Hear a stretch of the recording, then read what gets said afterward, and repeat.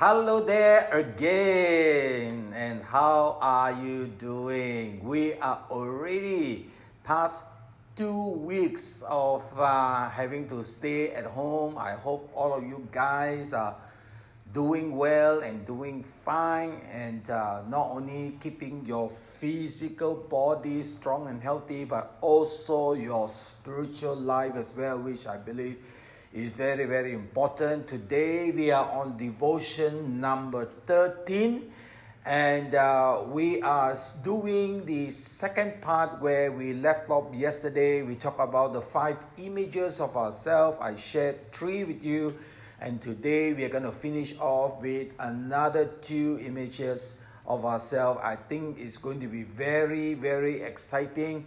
Please stay tuned, all right? And really, I encourage you to give us back some feedback, even as you have learned some of this truth that I shared with you. That will also encourage us to go further.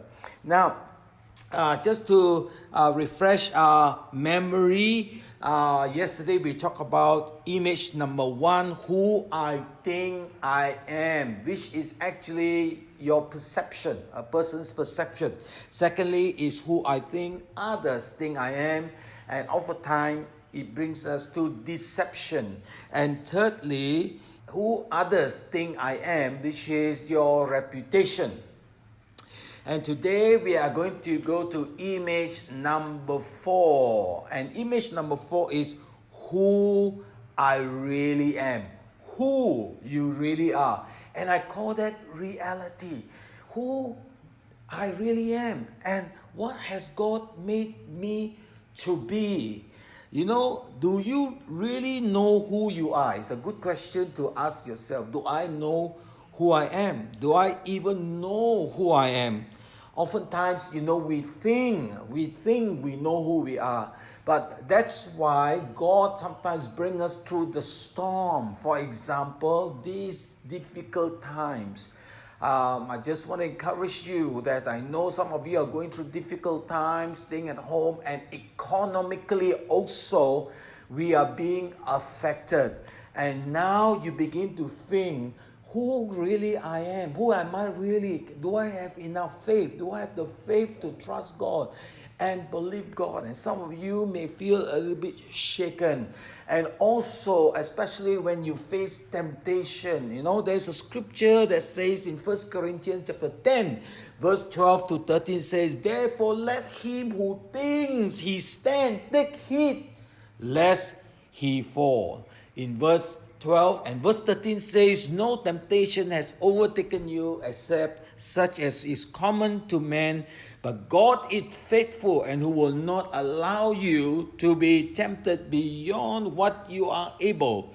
But with the temptation who also make a way of escape that you may be able to bear it." Verse 12 says, if you think you stand, be careful, take heed lest you fall, because you don't really know who you are. Sometimes we go too near to the temptation, and we open ourselves to this temptation, and then without knowing it, we yield to it, and we fall. And verse 13 is also very powerful, because it says, whenever you face temptation, who you really are, God will not allow you to be tempted beyond what you are able to bear it. He has also made a way of escape for you. So always think for yourself, when you were tempted, you could have overcome. That's who you really are. You have the strength, because God will not allow you to be tempted beyond your ability. So sometimes temptation, sometimes difficulties, all these storms and floods that come our way show us who we really are. Who we really are. So I just want to encourage you, knowing who you really are is very important. That you do not hide from your weaknesses. Be clear before God. Face your reality. Face your true self. Whether it is the dark side or the good side, face it with the strength and courage that God gives you. This is the time to deal with your fear, to deal with your apprehension, to deal with your secret sin or whatever you know is hindering your walk with God. It is important to come face to face knowing who you are. Psalms 51 is a fantastic psalm. Go back and read it. This is a psalm after David fell and committed adultery with Bathsheba. And he said, God, now I know who I am. I am wretched before you. A broken and a contrite heart, you will not reject. He repented before God. He thought he could stand, but he fell. There is no shame in coming before God just as you are.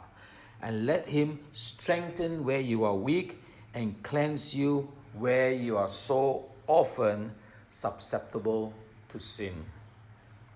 The truth is, you need to know who you are. And when you discover who you are, do not be disappointed. You will think to yourself, oh, I wish I had not done it. Oh, I failed God miserably. For example, Peter denied the Lord 3 times. He was miserable. But he finally knew who he really was, and he dealt with it. In fact, God already knows everything about you, isn't it? God knows everything about you. He knows more about you than you do yourself. Imagine that. And in Psalms 139, verse 15 to 17 says, my frame was not hidden from you when I was made in secret and skillfully wrought in the lowest part of the earth. Your eyes saw my substance, being yet unformed, and in your book they all were written, the days fashioned for me, when as yet there was none of them. How precious also are your thoughts to me, O God, how great is the sum of them. What it really means is this: God knows who we really are. So there is no need to hide, no need to pretend, no need to try to be someone who you are not. And then go on a journey. Each one of us is on a journey to discover who we really are. Now we're on image number 5. Image number 5 is this, is who God thinks you are. Isn't it amazing? Who God thinks you are. I call it the truth. Who you really are is reality. But who God thinks you are is the truth. Judges chapter 6 verse 12 says, and the angel of the Lord appeared to Gideon and said to him, the Lord is with you, you mighty man of valor. What was Gideon doing? He was threshing wheat in the vineyard. He was hiding from his enemy. He was in fear. He was really scared. And God appeared to him and says, Gideon, the Lord is with you, you mighty man of valor. And this is how God sees you and I. He sees the potential that is in you. He sees what He can work and do through you. That is the truth, brothers and sisters.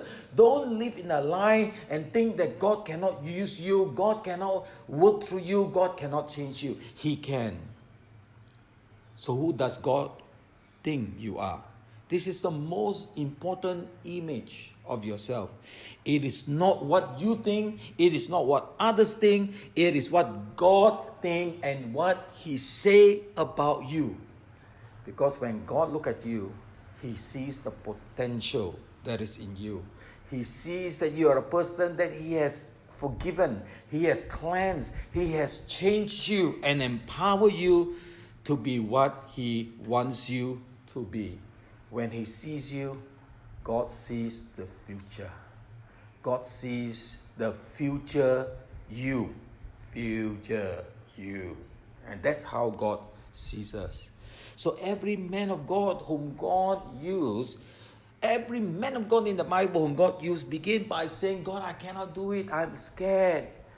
Moses was one of them. He refused to do what God, he refused to answer the call of God until God was very angry with him. Why? Because there is a truth. What is the truth? The truth is this: God knew that Moses could do it, but Moses felt he couldn't do it. Which is the truth? Well, we know the truth finally. When Moses answered the call of God, he was able to bring the children of Israel out of Egypt. This is what makes our relationship with God such a powerful thing. Allow God to work His truth in you. Not your truth, not your fantasy, not your fallacy, but His truth in you. Allow Him to use you. Do not be afraid of the challenges that God placed before you. Always remember that God is with you. Another powerful thing is this, is when we merge image 4 and image 5 together. When who you really are is who God thinks you are, or who you really are is who God says you are. That is called faith. That is called faith. Because the scripture says, I can do all things through Christ who strengthens me. You know, I talked about positive thinking yesterday, that there is a danger to positive thinking. It is not mind over matter. It is not mind control. It is not controlling the situation or controlling people. Positive thinking is only true when we add God in our mindset. We allow God to place truth in our lives and in our heart. And therefore, I believe you can do it. Even in this difficult time, you can trust God and you can see the hand of God working. So rise up and be strong. So in conclusion, brothers and sisters, what is in your mind? Your mind needs to be renewed. You need to think like God thinks. You need to see yourself as God sees you. I hope this truth helps you, brothers and sisters. Hey, I want to show you the mask that I took off yesterday. I put on the whole day and I took off the mask. Don't I look incredible?